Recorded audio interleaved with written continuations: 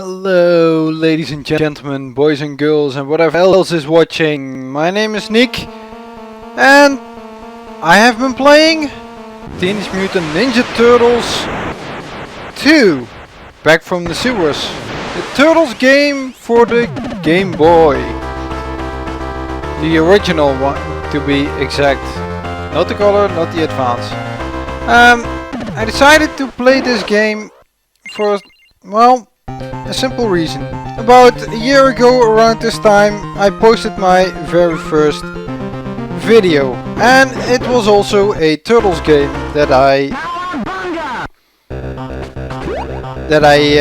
played back then, and thought, well, for the occasion why not post another Turtles video. So I dug up some other Turtle game which still worked, and I started playing this. I had bought this game a couple of years ago, but I never really played it. It was more a game that I added to my collection. And thus, I have to apologize. This game is not played on hard mode like I did back with Turtles in Time. No, this one is played in easy mode, because when I tried to do the normal mode, I got my rear end royally handed to me. So yeah, forgive me for not. I just don't have the time to really invest in a game to become really good at them again. So, and I've been recording the easy mode. But nonetheless, I have looked up a little bit, and except for a little bit of gameplay, I didn't really saw any much difference in what you could get on hard mode or something.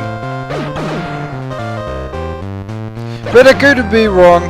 Maybe I'll figure that out one day. But yeah, now I'm just having some fun and playing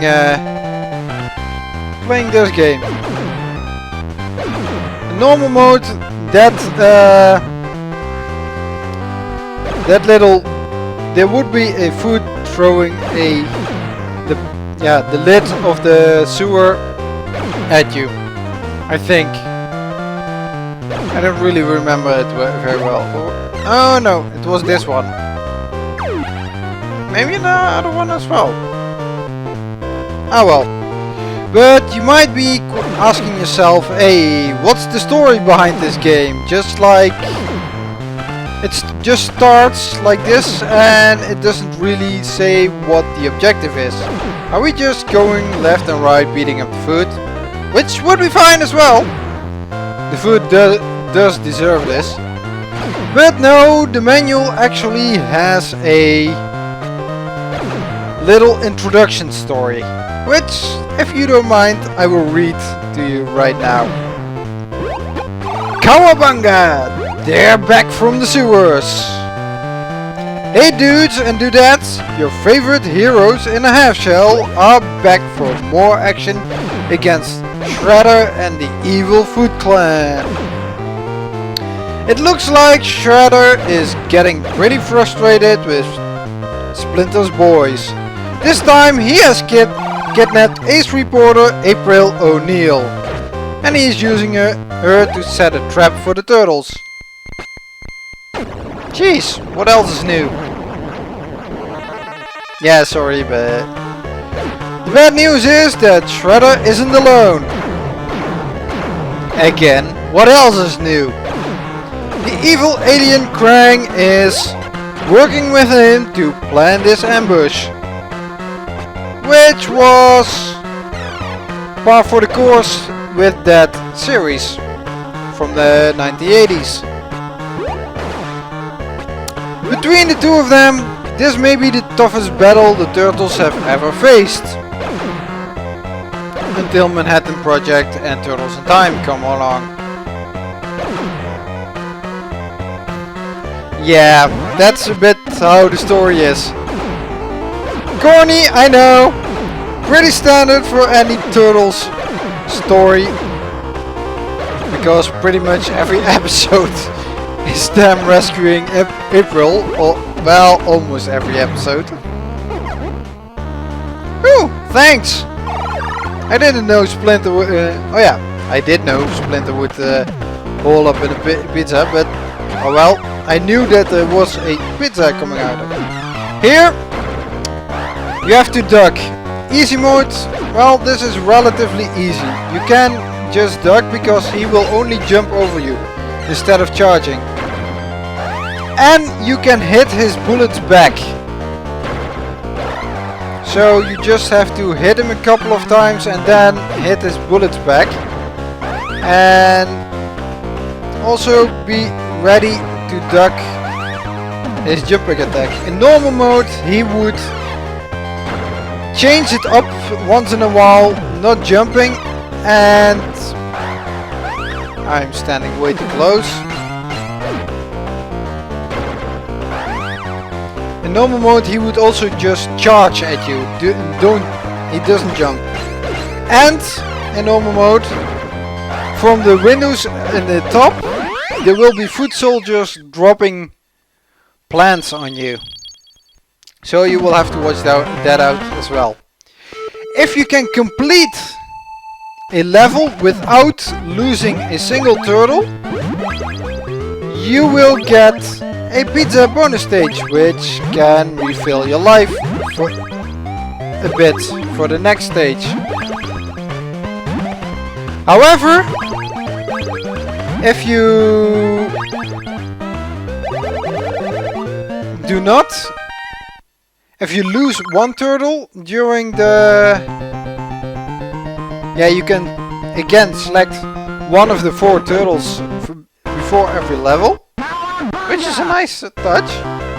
But most of the time you will be maining Donatello anyway, because he had... well... Yeah, let me finish the thought first. No. Yeah, the maining Donatello because he has the longest reach. And I don't know really, I haven't seen any difference or noticed any difference between in any other regards. Well, you could say Raphael has a faster attack, but his Sai has such a short range that it's not even worth the extra speed. And Donatello attacks fast enough. Next one up would be Michelangelo. After that, Leonardo. Raphael you really want to save as for an area where you can actually waste a turtle. Because frankly, although how I like Raphael in the as a personality, well, as the cynical turtle from back then, I do not really like him in this game. His attacks are just way too short to be of any use.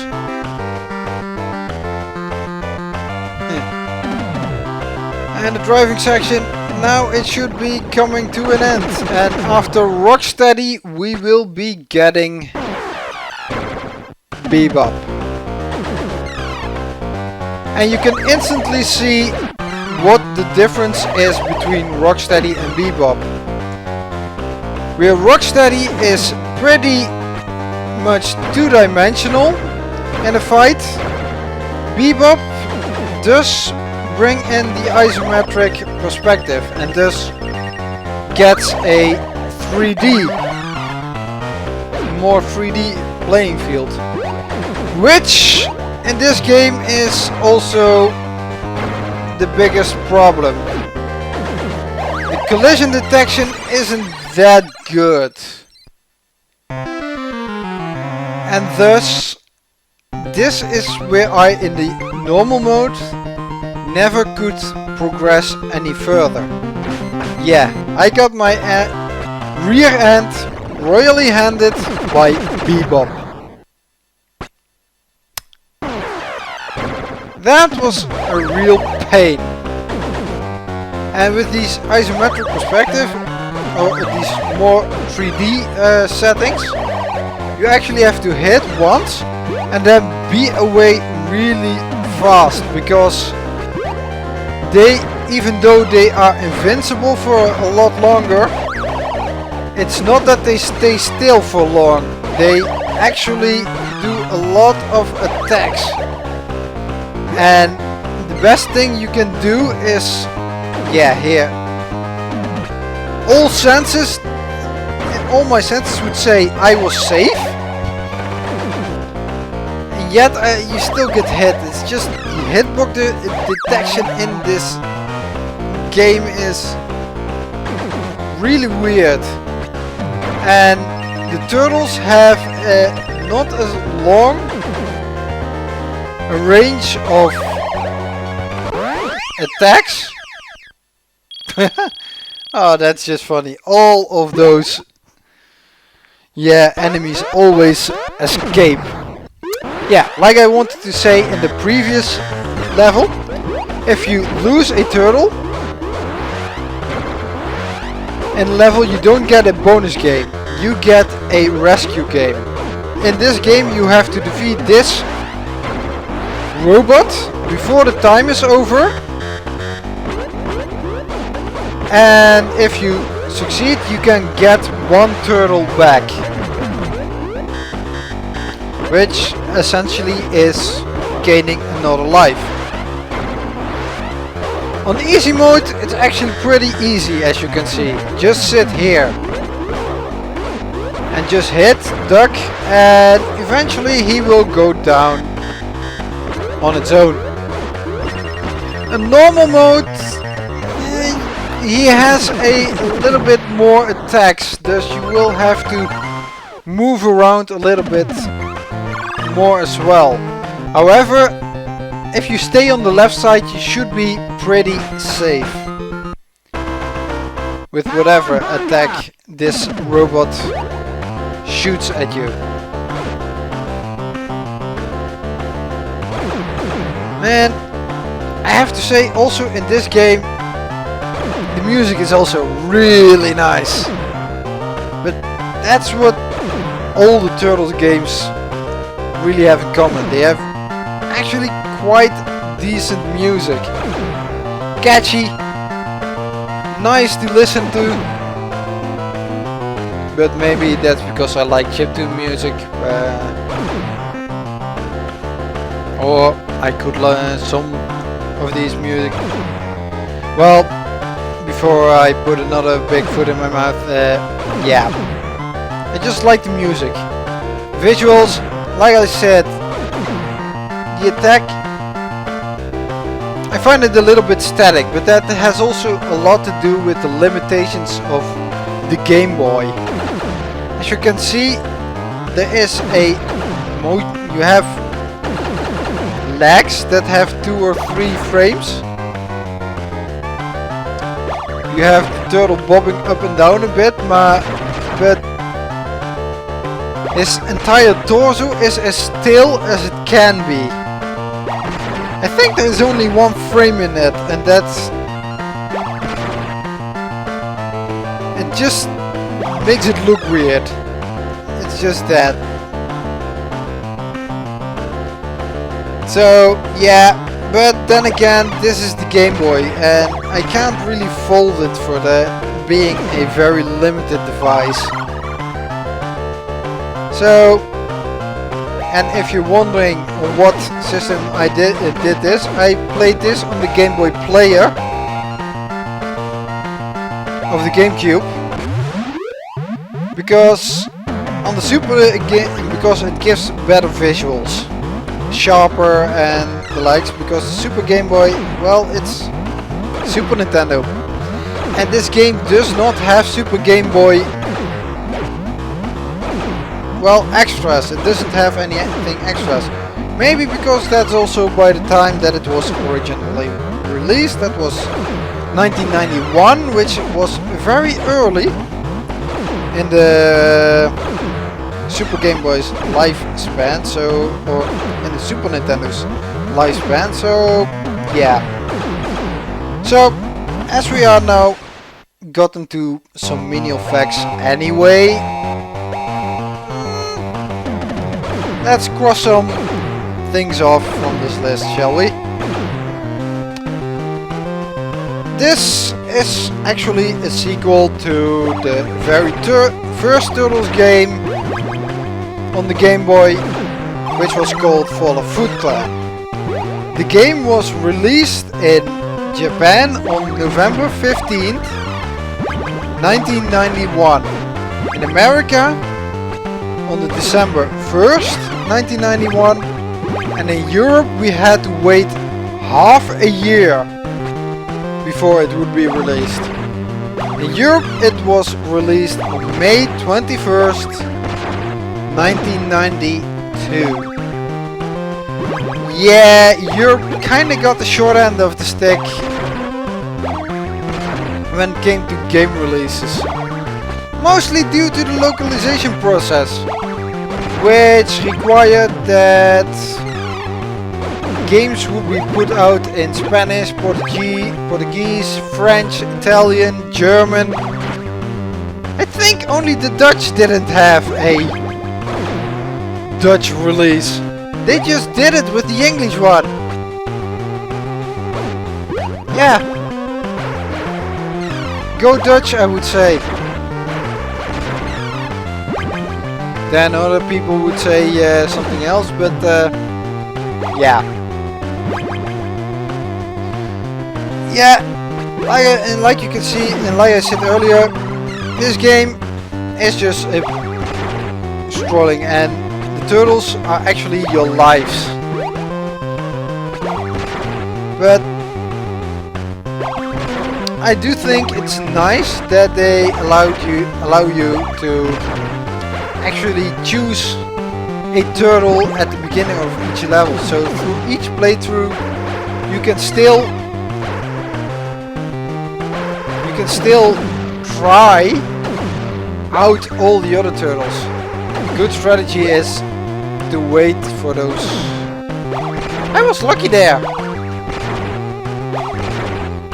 Yeah, a lot of luck. Huh? What blew up there? Ah well, probably my imagination. Yeah, it actually is a standard beat 'em up, left to right scrolling most of the time.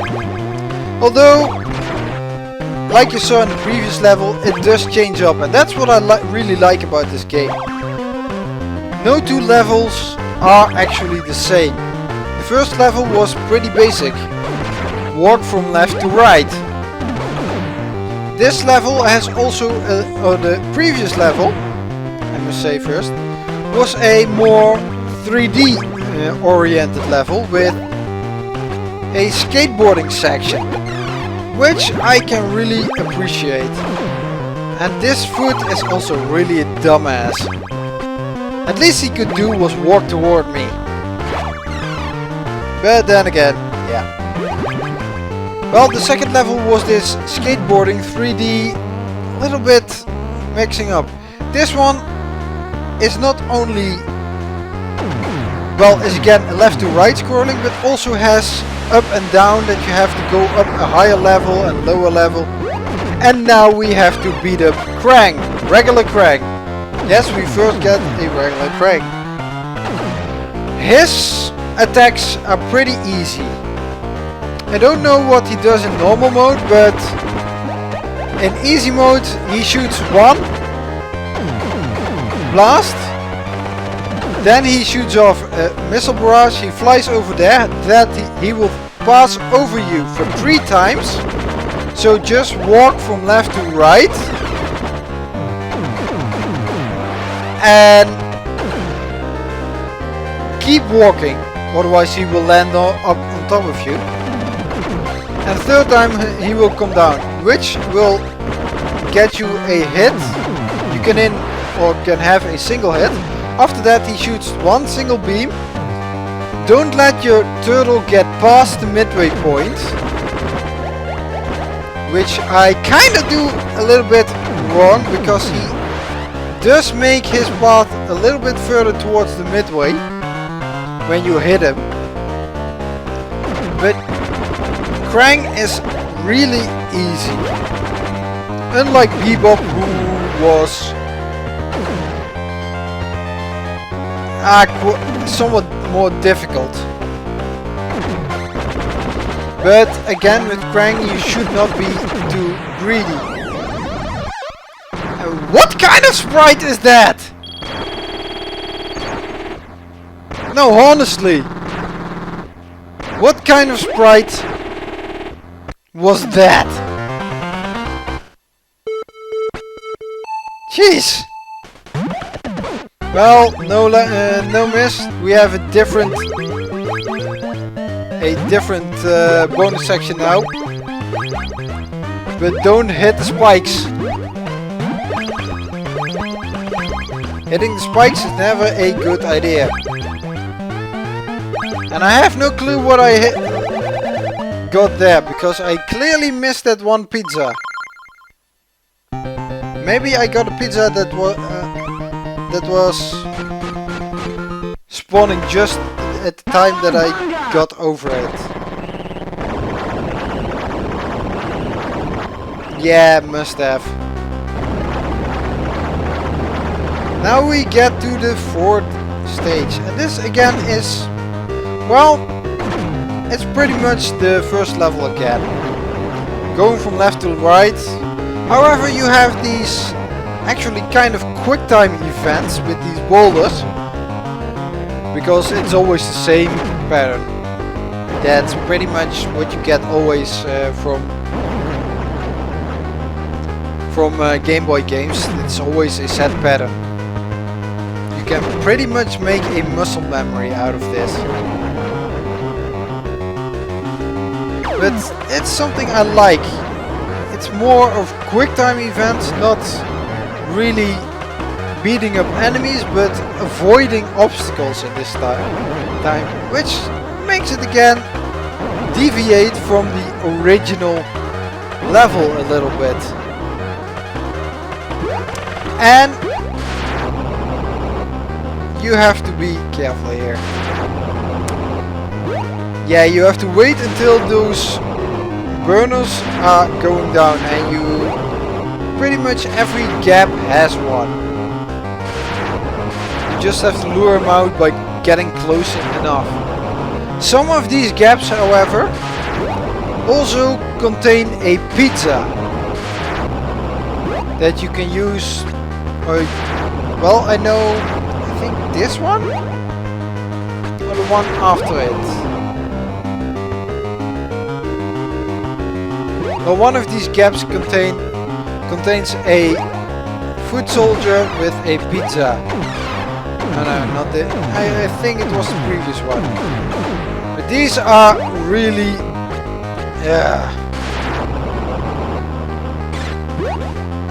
vexing. That's the word I was looking to it, but couldn't really get to it. So it's not really that you can actually avoid those, because there just isn't enough time to go, or not big enough gap to go between the bullets. Maybe, yeah, I think that, yeah. As you can see here, there are pizzas, which I would also need. And be quick about it if you get up, because the fire is relentless. And the window of opportunity is also very small. And again, oh boy. Yeah, we can't go back here. But I think we are also nearing a kind of a mid-level boss around here.